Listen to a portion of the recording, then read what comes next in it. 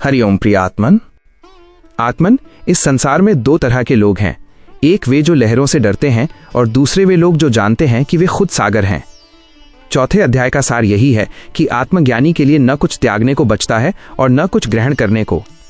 तो आइए जानते हैं उस अवस्था को जहां कर्ता भाव समाप्त हो जाता है। आत्मन, आप सब में विराजमान परमात्मा को मेरा कोटि कोटि प्रणाम। स्वागत है आपका आज के इस दिव्य ज्ञान यात्रा में। आत्मन, आज हम अष्टावक्र गीता के चौथे अध्याय के सरल, गूढ़ और तात्विक सार को समझेंगे। आज के वीडियो में हम जानेंगे उस परम आनंद की स्थिति को जहां न कोई कर्तव्य बचता है और न ही कोई इच्छा रह जाती है। इस अध्याय में एक आत्मज्ञानी की स्थिति का वर्णन है। अगर आप मानसिक द्वंद्व से थक चुके हैं तो ये 5 मिनट आपकी चेतना को शांति दे सकते हैं। ये अध्याय आत्मा की उन अवस्थाओं को प्रकट करता है जहां साधक अपने वास्तविक स्वरूप को पहचानकर पूर्ण स्वतंत्रता और परम शांति की अनुभूति करता है। यह अध्याय छोटा है, परंतु इसका अर्थ अत्यंत गहरा, अनुभवजन्य और पूर्ण रूप से अद्वैत पर आधारित है। अष्टावक्र गीता के चौथे अध्याय का तात्विक सार अत्यंत गहरा है और जीवन को बदलने वाला है। यह अध्याय सहजता के साथ अद्वैत वेदांत का सार प्रस्तुत करता है। यह अध्याय आत्मज्ञान प्राप्त व्यक्ति के जीवन, दृष्टिकोण तथा उसकी अनुभूति को केंद्र में रखकर संसार, सुख दुख, पुण्य पाप, इच्छा अनिच्छा जैसे विषयों को सरल भाषा में समझाता है। अष्टावक्र गीता के अनुसार जिस व्यक्ति ने स्वयं को पहचान लिया है या जिसे आत्मा का अनुभव हो गया है, उसके लिए ये संसार एक खेल के समान हो जाता है। ऐसे ज्ञानी व्यक्ति के जीवन में परिस्थितियां बोझ नहीं बनती, क्योंकि वो जानता है कि ये संसार जो दिखता तो सत्य है और सत्य है भी, लेकिन ये शाश्वत सत्य नहीं है और ये परिवर्तनशील है, जहां कुछ भी स्थायी नहीं है। वो न तो अपने अहंकार से सम्मोहित होता है, न ही दुख सुख, जय पराजय, लाभ हानि जैसी स्थितियां उसके मन की शांति को छू पाती हैं। उसके लिए जीवन अनवरत बहाव है, जहां हंसना, रोना, जीतना, हारना सभी एक समान हैं। आत्मज्ञानी व्यक्ति को जब इस सत्य का अनुभव हो जाता है, तब उसके भीतर से पुण्य पाप, अच्छे बुरे की छाया समाप्त हो जाती है। उसका अंतःकरण आकाश के समान हो जाता है, जिस पर धुआं आता जाता रहता है, लेकिन आकाश कभी भी मैला नहीं होता। इसी प्रकार आत्मज्ञानी व्यक्ति में इच्छाएं और द्वंद्व जो आम इंसानों को बांध कर रखते हैं, अब उसके भीतर टिक नहीं पाते। उसे इच्छा अथवा अनिच्छा जैसी कोई अनुभूति नहीं रह जाती। वो सर्वथा स्वेच्छा में जीता है।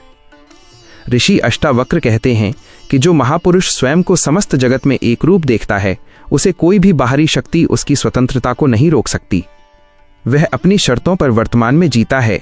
अत्यंत गहन ज्ञान के बाद अब उसके लिए कुछ जानने या पाने के लिए शेष नहीं रहता।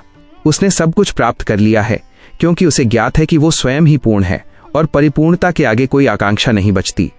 इस अध्याय में बताया गया है कि ये संसार जिसमें हम निरंतर दौड़ भाग कर सुख, धन, संबंध, सम्मान, ज्ञान की इच्छाएं पूरी करने की चेष्टा करते हैं, ये वास्तव में शाश्वत नहीं है और परिवर्तनशील है। अब तक कितनी ही संस्कृतियों का उत्थान हुआ और पतन भी हुआ, और आज का ये दौर भी गुजर जाएगा। तो जिन लोगों ने उस शाश्वत सत्य स्वरूप आत्मा का अनुभव कर लिया है, उन्हें इस संसार में कुछ भी सार नहीं दिखता। जैसे जब कोई किसी बड़ी उपलब्धि को प्राप्त कर लेता है तो छोटी बातों में उसका मन नहीं लगता। हमारे भीतर उत्पन्न तृष्णा या लालसा ही सभी बंधन और पीड़ा की जड़ है। आत्मज्ञान के बाद ज्ञानी को यह स्पष्ट हो जाता है कि यह समूचा संसार एक स्वप्न के समान है, असत्य, क्षणिक और बदलने वाला। उसे अविद्या अर्थात मिथ्या ज्ञान का छलावा भी अब बांध नहीं सकता। महर्षि अष्टावक्र राजा जनक को बताते हैं कि वास्तविक सत्य बाहरी खोज में नहीं, बल्कि स्वयं के स्वरूप अर्थात आत्मा में स्थित होने में है। आत्मा ही शुद्ध, नित्य, शाश्वत और पूर्ण चैतन्य है। बाकी सब कुछ नश्वर और बदलने वाला है। जब व्यक्ति आत्मा में स्थित हो जाता है, तब त्याग, प्राप्ति, हानि, दुख या सुख से उसका कोई जुड़ाव नहीं रह जाता। एक सच्चे आत्मज्ञानी के लिए अब प्राप्त और अप्राप्त का कोई भेद नहीं रह जाता। वो जान जाता है कि जिंदगी में जो मिला है वो भी उसी परम सत्ता का है, और जो छूट गया उसका भी कोई शोक नहीं। ऐसी अवस्था में व्यक्ति पूर्ण संतुष्ट और संतुलित रहता है। उसकी आंतरिक शांति बाहरी परिस्थितियों से कभी डगमगाती नहीं है।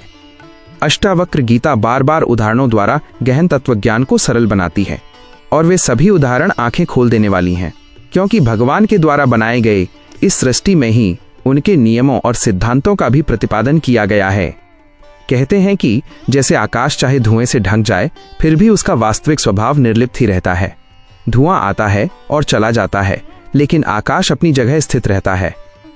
ठीक इसी तरह ज्ञानी पर पुण्य पाप, अच्छे बुरे का प्रभाव केवल बाहरी होता है। उसका स्वभाव सदा शांत, शुद्ध और निष्कलंक रहता है। ऐसा नहीं कि उसमें अच्छे बुरे भाव नहीं आएंगे, सभी तरह के भाव आएंगे, लेकिन वे रुक नहीं पाएंगे। ज्ञानी उसमें फंसता नहीं है। जिसे अपने अद्वैत रूप अर्थात अपने मैं और परमात्मा में कोई भेद नहीं दिखता, जिसके लिए सारा जगत एक चेतना आत्मा में निहित है, उसके लिए इच्छा अनिच्छा, द्वैत संयम, हर्ष विषाद का कोई अर्थ नहीं बचता। ऐसा व्यक्ति केवल साक्षी एवं संभाव में स्थित रहता है। महर्षि अष्टावक्र बार बार दोहराते हैं कि जीवन में त्याग तब तक पूर्ण नहीं होता जब तक व्यक्ति ये न जान ले कि प्राप्त और अप्राप्त, त्याग और परिणाम सब कुछ एक ही सत्ता उस ब्रह्म से ही उद्भूत हैं। जब आप खुद ही पूर्ण हैं तो बाहर के किसी वस्तु की आपकी तलाश खत्म हो जाती है। इस भाव से युक्त व्यक्ति सहज ही सब त्याग देता है। उसमें कोई विशेष प्रयास, तपस्या, लौकिक या अलौकिक क्रिया की आवश्यकता नहीं होती। मतलब जब तक व्यक्ति उस शाश्वत ब्रह्म आत्मा को नहीं जान लेता, तब तक ही वह तपस्या, विधि और निषेध, त्यागने और ग्रहण करने के द्वंद्वों में उलझा रहता है। यह अध्याय अंततः स्पष्ट करता है कि जिस दिन व्यक्ति ये समझ लेता है कि मैं देह नहीं, मेरा सत्य स्वरूप शुद्ध चेतना है, उसी दिन उसके भीतर अहंकार और छोटेपन का भाव समाप्त हो जाता है। तब उसे कोई भय, पीड़ा, बाधा या कमी नहीं सताती। एक आत्मज्ञानी व्यक्ति संसार को भार नहीं, खेल का भाव रखते हुए जीता है। ज्ञान हो जाने पर न सुख में लिप्तता आती है, न दुख में गिरना होता है। जीवन की सार्थकता स्वयं को जानने में है। बाहरी उपलब्धि, वस्तुएं, सम्मान या त्याग, इसमें कोई रुकावट नहीं होते। अंतःकरण की शुद्धता से ही पूर्ण संतोष, समत्व और स्थायी शांति प्राप्त होती है। एक आत्मज्ञानी व्यक्ति कर्म तो करता है, लेकिन वो उनमें लिप्त नहीं होता। जैसे पानी में कमल खिलता तो है, परंतु पानी की एक बूंद भी उस पर ठहर नहीं सकती।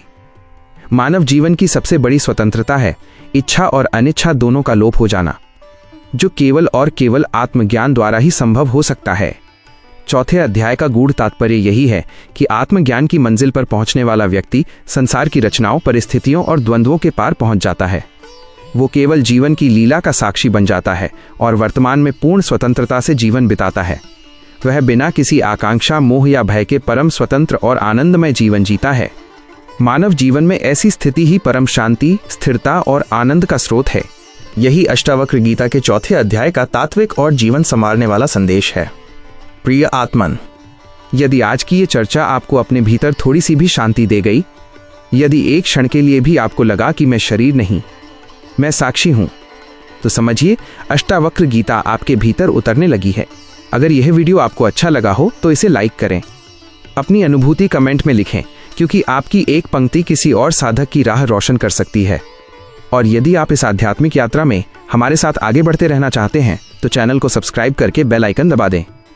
आपके एक छोटे से सहयोग से ये दिव्य संदेश हजारों हृदयों तक पहुंच सकता है। धन्यवाद। हरि ओम तत्सत।